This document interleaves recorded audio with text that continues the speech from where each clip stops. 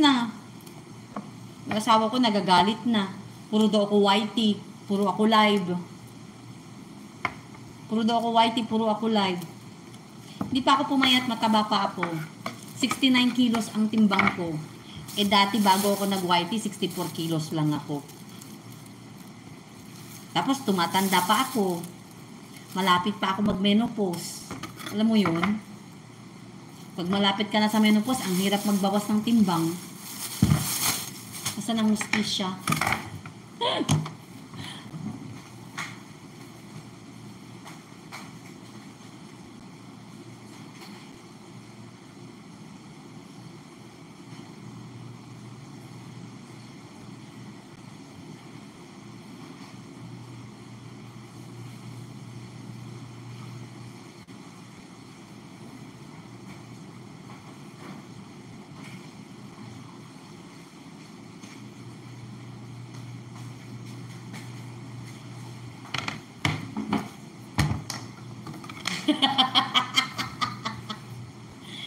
Diba?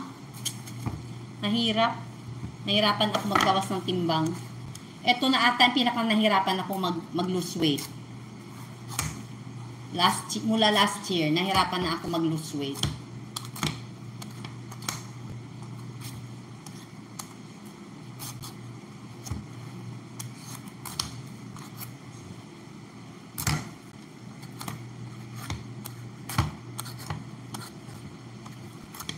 Malapit na nga. Malapit na tayo sa katotohanan.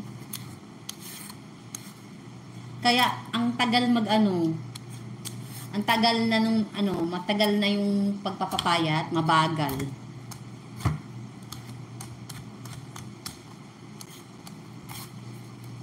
Pag nakikita ko yung bilbil ko, pang 6 months, wagas.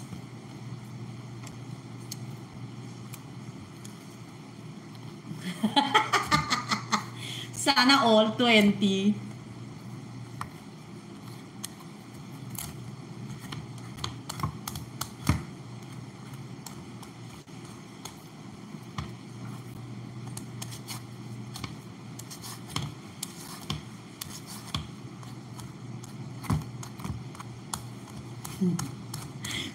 Sana all 20. Magbe-24 na yung anak ko. Ako 20.